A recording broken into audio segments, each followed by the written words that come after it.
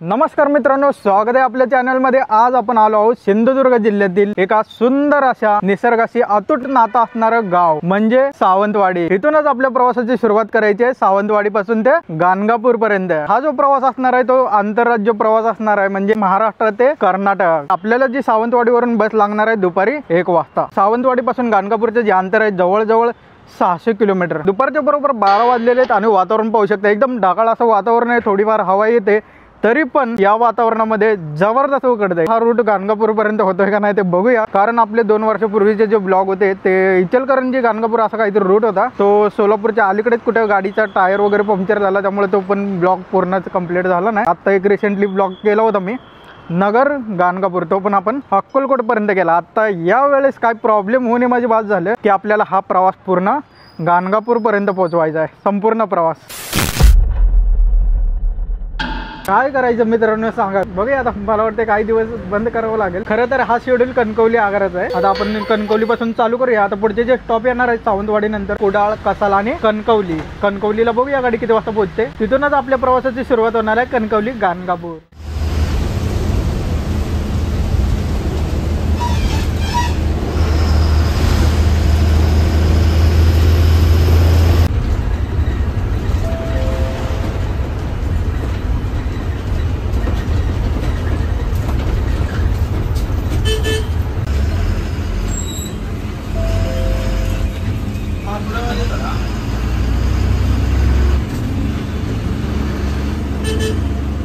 सावंतवाडीला एवढी गाडी फुल पॅक भरली नाही तेवढी या रूटला जी गाडी फुल पॅक भरली ते म्हणजे कुडाळ। सावंतवाडी ते कणकवली अंतर बघायचं झालं तर 50-55 किलोमीटरचं अंतर आहे सावंतवाडी ते कणकवली।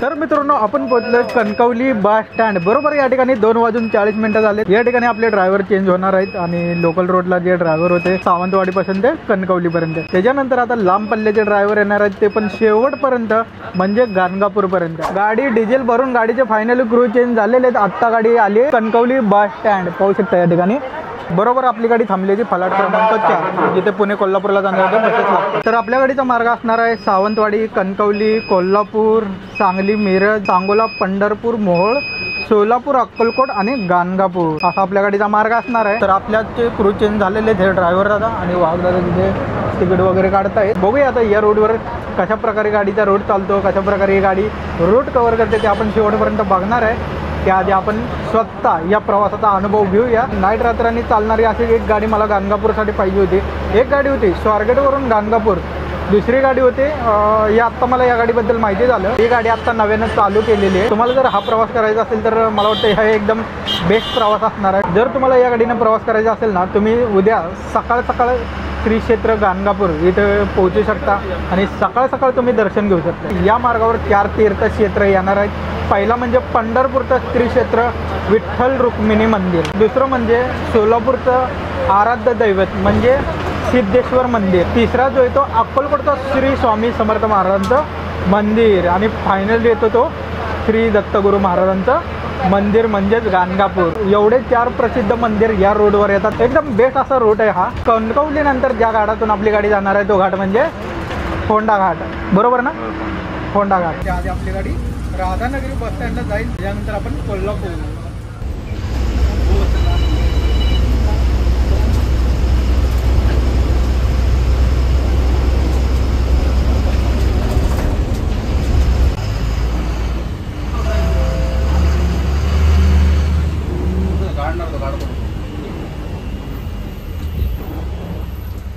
तर आपली गाडी पोहोचली आहे फोंडा घाट बस स्टँड बरोबर. या ठिकाणी गाडी आली ती 3:44. तर मित्रांनो मला सांगा, सावंतवाडीवरून कोल्हापूर जाण्यासाठी सगळ्यात जवळचा मार्ग कोणता, म्हणजे बेस्ट मार्ग कोणता? आंबोली घाट मार्गे, फोंडा घाट मार्गे की गगनबावडा घाट मार्गे? नक्कीच कमेंट करून सांगा.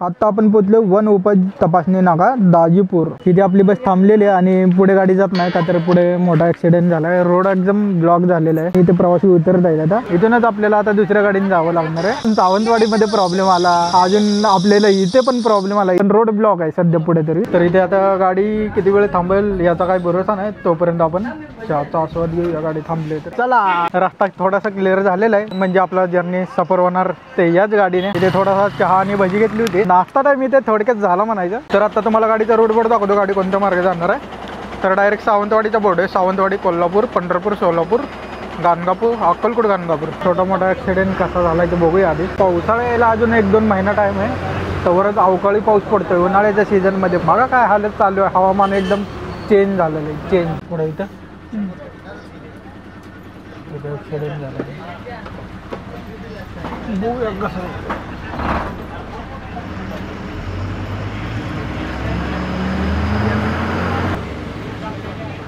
एवढा काही मोठं नाही, नुसतं धडकली गाडी.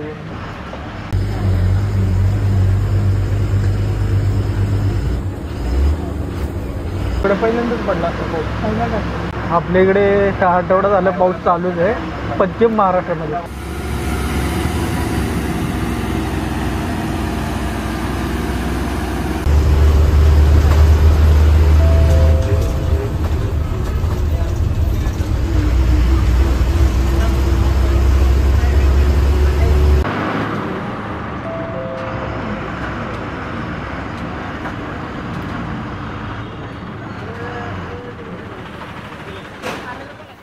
जिल्हा कोल्हापूर, राधानगरी बस स्टँडला आपली बस आलेली आहे 5:38. कोल्हापूर जिल्ह्यातलं हे राधानगरी बस स्टँड. फोंडा घाटानंतर 2 गाड्यांचे ऍक्सिडेंट झाले होते. या घाटातून प्रवास करताना अवजड वाहनांपासून थोडंसं सावध राहा. आता राधानगरीवरून आपली बस जाणार ते कोल्हापूर. राधानगरी ते कोल्हापूर जे अंतर आपल्याला दाखवते टोटल 50 किलोमीटर. इथून आपल्याला आता कोल्हापूरचा अंतर गाठायचं आहे. कोल्हापूर नंतर तुम्हाला माहिती आहे सांगली, मिरज, सांगोला आणि पंढरपूर, मोहोळ, सोलापूर, त्याच्यानंतर अक्कलकोट, गाणगापूर. बराच लांब प्रवास आहे अजून. बघूया कधी प्लॅन झाला तर नेल मी इथनं फानास. इथं पाहू शकते तुम्हाला गाडीचा मार्ग सांगतो. सावंतवाडी, कोल्हापूर, पंढरपूर, सोलापूर, अक्कलकोट आणि गाणगापूर. जास्त काय असे रूट दिले नाही. आपला गाडी नंबर आहे MH14 LX 7206. या गाडीनं आपण प्रवास करतोय. आता राधानगरी बस स्टँडचं हे आतील दृश्य टोटल फलाट क्रमांक 4 पर्यंत दिलेले आहे इथे. तर अशा प्रकारचं हे राधानगरी बस स्टँडचा परिसर.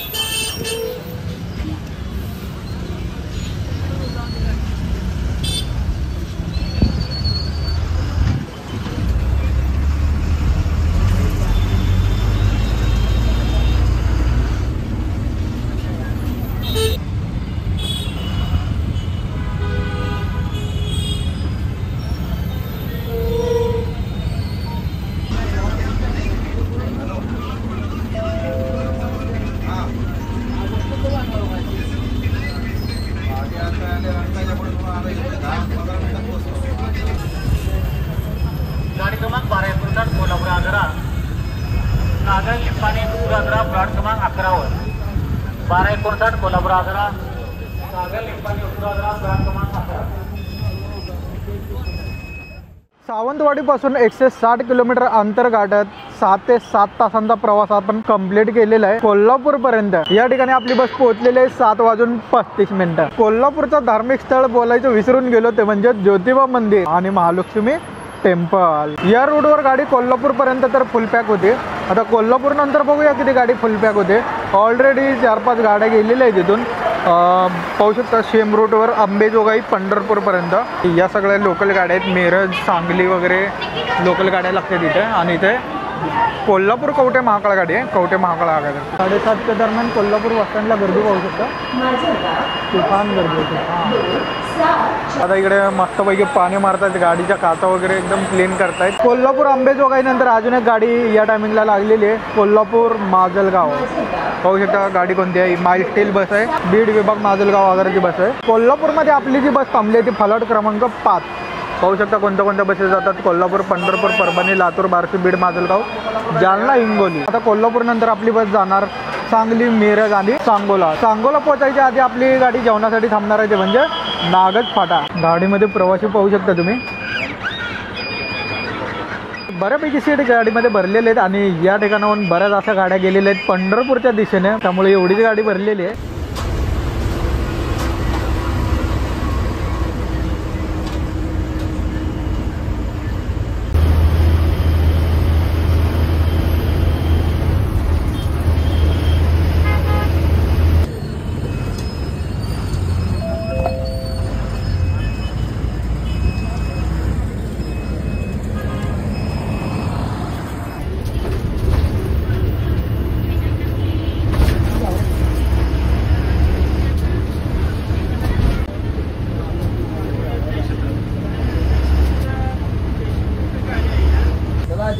जयसिंगपूर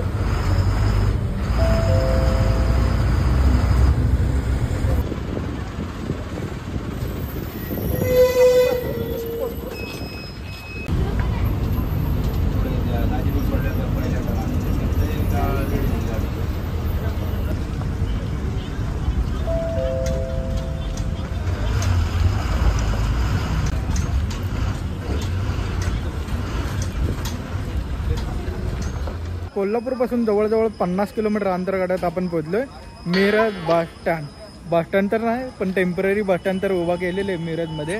पाहू शकता या ठिकाणी आपली बस उभी आहे. टेम्पररी बस स्टँडच्या पाठीमागे मिरज बस स्टँडचं हे बांधकामाचं कामकाज. नवीन मिरज बस स्टँडचं एवढं काम कंप्लीट झालेलं आहे. काही दिवसात तुम्हाला हे पण बस स्टँड बघायला मिळणार आहे. बरेच बस स्टँड तयार झालेले आहेत आणि तयार होऊन रेडी पण झालेले आहेत. बघूया कधी योग आला तर बस स्टँड वरची व्हिडिओ पण बनवूया आपण स्पेशल. इथं कर्नाटकवाल्यांची गाडी उभी आहे आणि गाडी पहा एकदम फुल पॅक. मिरज पासून नागज फाटा पण जवळजवळ 50 किलोमीटरचं अंतर आहे जिथे आपली गाडी जेवणासाठी थांबणार आहे.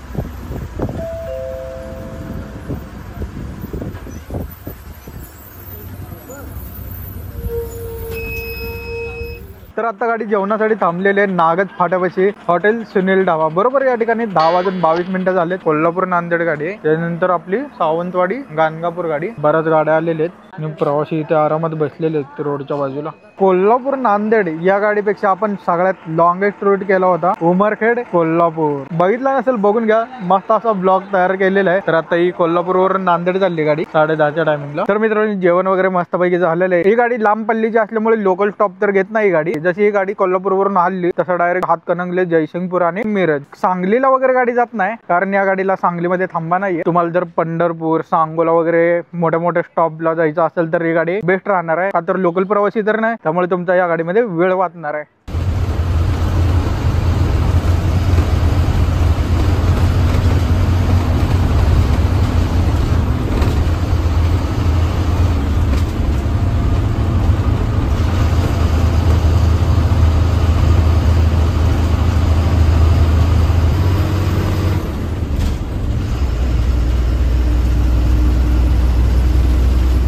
आपण आता पोहोचलेलो विठुरायाच्या नगरी म्हणजेच पंढरपूरला.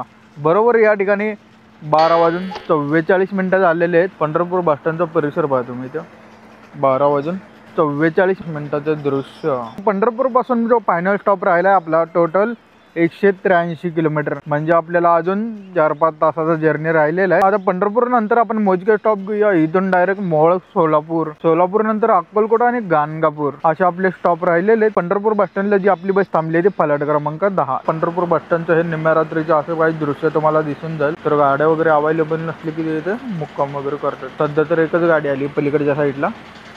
कोल्हापूर आहे बहुतेक. दादांनी काच वगैरे मस्तपैकी पुसून घेतलेले. थोडंसं जरा फॉग जमा झालं. या गाडीसाठी आपल्याला फुल तिकीट पडलेलं आहे. सावंतवाडीपासून गाणगापूरपर्यंत फुल तिकीट 914 रुपये. सावंतवाडीपासून पंढरपूरपर्यंत आपला जवळजवळ 12 तासांचा कंप्लीट प्रवास झालेला आहे.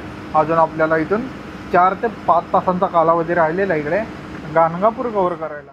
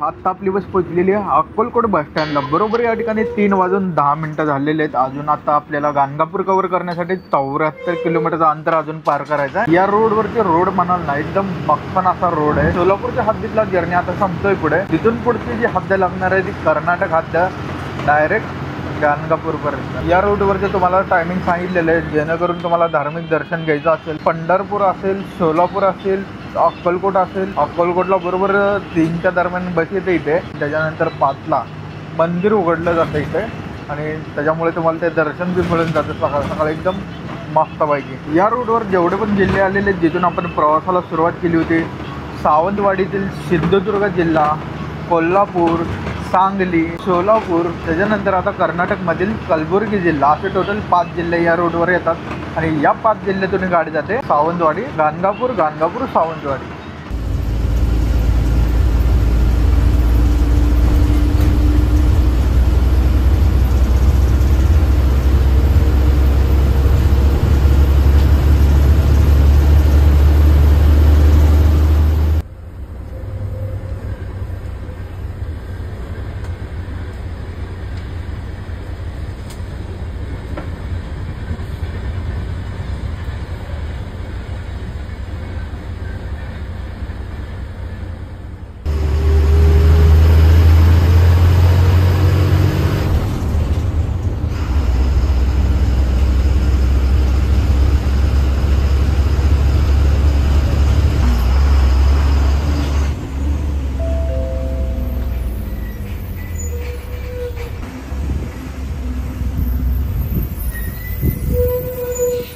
दुधनीनंतर आपल्याला जो बॉर्डर लागलेला आहे तो म्हणजे महाराष्ट्र कर्नाटक बॉर्डर. आता वरती एक बॉर्डरवर तुम्हाला दिसत असेल ते पाहू शकतो.